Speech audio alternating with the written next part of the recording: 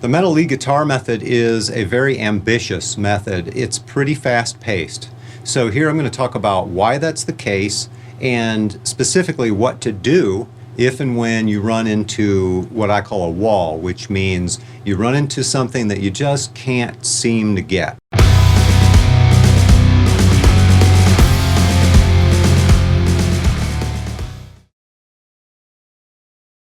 So first, the why. Why are these methods ambitious? Well, I suppose the short answer to that is that I'm kind of ambitious myself about developing my technique. I wanted to take it as far as I could, and when it came to writing a book, I just wanted to show everything that I could and help people as much as I could. So I wanted to take them all the way up to a professional level of playing. The somewhat longer answer is that the original version of metal lead guitar was actually published in the late 1980s. It was called Heavy Metal Lead Guitar. Volume 1 came out in '86 and Volume 2 I think in '87. That's a long time ago. I think I was like 6, maybe 7. Before that, what you had was the three main publishing houses, Hal Leonard, Mel Bay, and Alfred. Each of them had their own guitar method, and it was, book 1, 2, and 3, and they had various supplements, but basically it was a very, very slow-paced progression. At the end of the method, you might feel like you've accomplished something. Well, I did the method, but what are you really playing, and how far are you really getting on the instrument? So I wanted to write a method that would actually get somewhere, that would actually be based on technique, show you what to do and how to play the stuff that we were all learning at the time. By the end of the method, I wanted to achieve a level of competency with the style. And as you know, by the mid-'80s, late '80s, that technique level was pretty high, especially in lead guitar, obviously. So basically I had 4 volumes, 2 volumes of rhythm guitar, 2 volumes of lead guitar to cover the whole thing, to go from the beginning all the way up to level of competency with advanced techniques. And that kind of structured the method right there in terms of its scope, and that in turn kind of set up the pacing, because I know where I need to start, I know where I need to end, and then what determined, well, exactly how big the books are and how much material is in the books. Well, that is largely a function of the publishing industry, what's realistic, what price point they can set, how much they can sell. They didn't want to do three volumes, because what ends up happening is they sell a lot of Volume 1, less of Volume 2, and even less of a Volume 3, so they'd rather pack it in. I didn't use the methods that were published before as any sort of a guide, and it wasn't that I was rebelling against that at all. I just looked at the task at hand and said, here's what I want to accomplish. How can I do that best and most efficiently? And that resulted in 4 main differences from those other guitar methods. The first thing was that I chose to fuse tablature with rhythm notation and completely omit the staff, the standard notation. And that freed me up, because now I don't have to teach how to read music as well as how to play the guitar. We can just go right to playing the guitar. That enabled me to write a technique book, so now we could get directly into guitar technique. It also had this other great benefit, which was it shrunk the space that the music would take. Now I can show in one staff the whole thing, instead of the staff tab system where you have the standard notation and then you have tab under it. And you're probably thinking, well, is that really that big a deal? So what? It takes a little more space on the page. Add a couple pages to the book, But when you extrapolate that across the book, suddenly the page count increases by 50, 70%.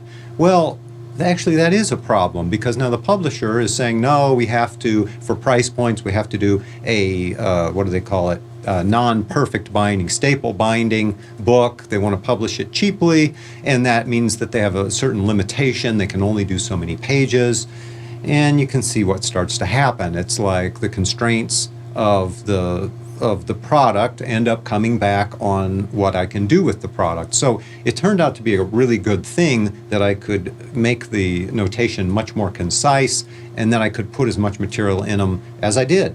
And the second difference from those other methods is really enabled by the first, which, as I've already said, it becomes a technique book. Now I can go directly to the coordination of playing the chords and the timing. Those are the two important threads. You know, the fretboard, which is the sound part of music, the pitches, and then of course the time aspect of music. We have that too. Those are the two components of music. Now we can focus directly on that and build it up from simple to complex.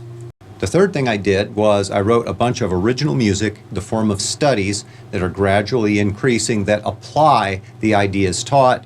And fourth, finally, I wanted to reach this level of competence by the end of the method so that you could actually play this style, know what you're doing, and be good at it. That is really a very ambitious goal. You know, it's nothing like the method books that were published at the time. You know, I don't know exactly what the goal of the Hal Leonard guitar method is, you know, just to dabble a little and say I play the guitar, I guess. You know, hang around with some friends and strum some chords maybe. Well, if that's your goal, you know, great. You know, do that method and see where it goes and enjoy it. But my goal was to really excel on the instrument. That was my personal goal, and so I put that goal into the methods and showed people exactly what it's going to take to excel. So it seemed obvious to me that if somebody listens and they can tell that this playing is not easy stuff, this is, you know, this is difficult stuff to play, and they can move from a beginner level up to, let's say, that level of competency. If they could do that in 3 or 4 years, that's actually a pretty significant success. So don't be surprised if it takes that long to get through these methods. So you'll kind of have to take them a little at a time and move through them, but supplement them. I assumed that the players that would be going through, for example, the metal lead guitar method would have already been playing a couple of years. They're intermediate level. They're probably also in bands. They're also learning songs. A lot of them are teaching guitar already. And this is part of their experience. I never anticipated that they'd come in and just work on metal lead guitar, you know, only. I thought that, you know, this is a structure, it's a good core, but I figured that people would be supplementing it with lots of additional playing, and that would allow it to extend for a year or 2 years, you know, as you progress through the method. If I challenge people with more, they will do better, even if they fall short of doing well exactly what I'm showing them. Even reaching for it, they're going to accomplish more than if they just follow, you know, that old method. It's kind of like the old colloquialism that says, like, you know, if you reach for the moon, you know, at least, and you miss it, at least you land among the stars. Actually, I think that's backwards. Stars are farther away than the moon. If you reach for the stars, you know, maybe you'll make it to the moon, or whatever it is. The point is to ambitiously strive to do the best that you can, cut your teeth on something that's really a challenge. Even if you don't make the challenge, you're still making more progress than if you don't try so hard. So that's kind of the philosophy that I have, and that's worked for me, and it's worked for a lot of people, and I think it'll work for you too, as long as you understand the monumental size of the challenge. Disappointment just means that your expectations weren't met. If you have low expectations, it's easy to meet them, and you know, you're going to feel pretty good about that.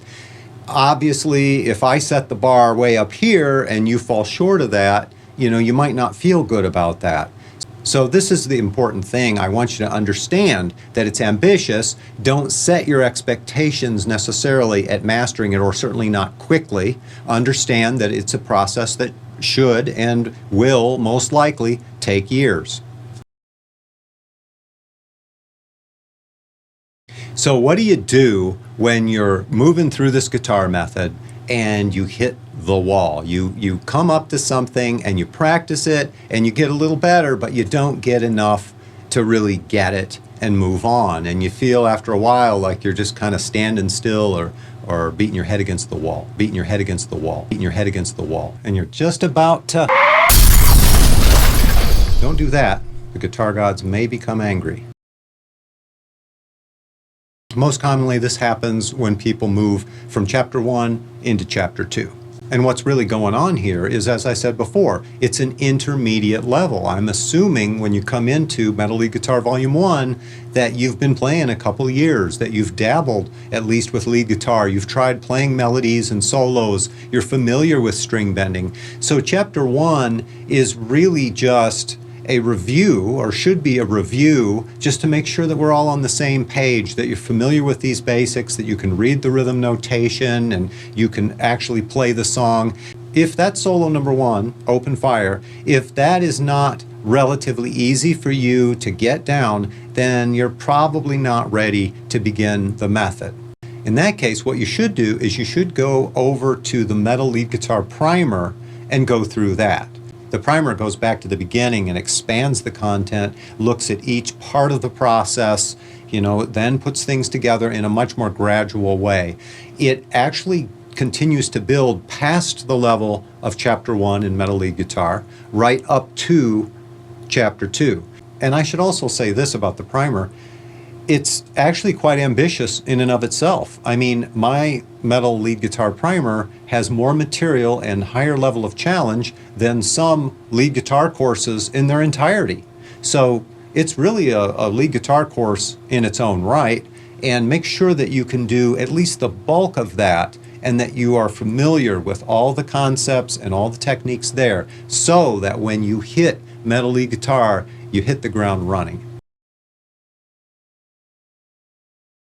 But what about after you've gone through several chapters and you hit a wall later, maybe at chapter 4 or 6 or 7 or 10 or whatever it is? In that case, it helps to understand something about the guitar skill set as a whole. Playing guitar is not a skill, it is a set of skills. And as people come into the method, they will have certain things that are more comfortable, more familiar, they've been playing longer, and then certain techniques that might be new to them or they're more of a challenge. And everybody has a different mix of strengths and weaknesses. So as you come into this method and start working up your technique, inevitably you're going to find that there are certain things that are harder for you to get than other things. And this is not the same for everybody. There are some generalities that we can say, well, this technique tends to be a little more difficult than that one, but there's also, the idiosyncrasies of you, your technique, your style, your experience, and all that kind of stuff. This comes into play. So if you find that a particular thing here is hard for you and it becomes a wall for you, then what that really means is that your skill set in that specific area isn't quite up to the task. And all you really need to do is work on that particular skill, but kind of pause the method. In other words, go learn some songs, learn some other things, broaden your musical world a little bit more, find things you're interested in, immerse yourself in music, and kind of put the method on hold. That's not to say, stop playing the method. I mean, you can still work in the method, but don't make the method your whole world, because when it's your whole world, that block really feels, like a problem, okay? And it just colors your whole attitude. So what you want to do is, work on it a little bit, but back over here, learn some other things. And over time, your general level of technique will rise, and you'll be working on this, improving a little at a time, and you'll eventually get there. So let's suppose that the target speed is 130 beats per minute to play a line, and maybe you can do it, but you can only do it at 100 beats per minute. Well, 100 to 130 is too much. You're not in striking distance of being able to play it at tempo. So don't have that expectation. Pull that expectation back to something that's reasonable and say, okay, I'm going to take it from 100 to 105, this week. And you do that, and then you're also working on lots of other things. Don't beat yourself up thinking, oh my gosh, I'm not good enough. What's wrong with me? No, that's not very useful. It's an ambitious method. Everybody has a different mix of the skill set. You're better at some things than others. This is just something that's kind of problematic for you. So all it means is that you need to take that more slowly, back out of it, look at some other things, practice a wider variety of things, then come back to it and you'll be able to get it. You don't want to be watching yourself progress like through a magnifying glass, like it's all about how you're progressing, because that's like watching an hour hand move on a clock. You know, it just doesn't move fast enough to see. So if you can actually see your progress, you know, that's pretty amazing. You know, if you can see progress in a given practice session, you're doing great. And if you can see progress week by week, that's awesome. Understand that sometimes you do hit plateaus, and when you hit those plateaus, you know, it's time to change things up. It's time to stop doing what you're doing and find something else to do.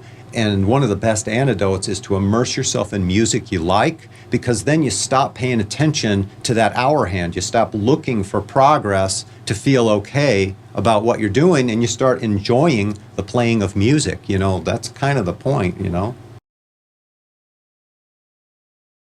So I hope that gives you a little better context about this method and how you might approach it, and maybe how to set realistic expectations about your progress. If your expectation is here and you get this, you're not going to be satisfied. But if you realize that this is an ambitious method and your expectation is here, you know, for today or for this week or for this month, you know, you're going to meet that expectation and even exceed it, and then you're going to feel awesome. Remember, the standard here is high. The standard is excellence, and we're going from an intermediate level up to a professional playing level. If you can do that in 3 or 4 years, you're doing awesome.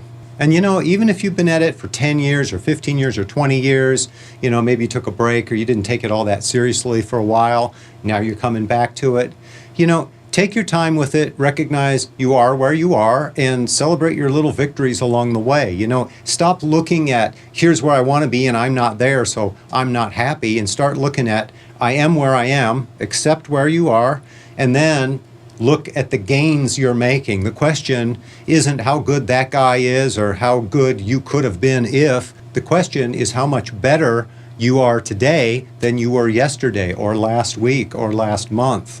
And then how much better are you going to be in the next week, in the next month, in the next year. The next year is going to come whether you practice or not, but if you apply yourself to this method, supplement it with plenty of extra materials, and keep plugging away, you're going to come to that next year and you're going to be a lot better than where you are right now. So I hope that helps keep you on the path here. Of course, as I said, I've got other methods. Another popular one would be total rock guitar, and that's full of music. I think it's 23 songs or something in that one method, and it progresses gradually from simple up to complex. So you could, you know, supplement with that, learn those songs. You know, you kind of lose yourself, you immerse yourself in music, lose yourself in it, your technique grows. Enjoy the fact that your technique is allowing you to play better, play more music, play the music you love. You know, enjoy it and enjoy the process. Thanks for watching. Be sure to subscribe and click the notification bell. And if you'd like more help with the metal lead guitar materials, join me on Patreon. There, on Tier 3, you're going to find lots of detailed video walkthroughs. Good luck with your playing, and I'll see you next time.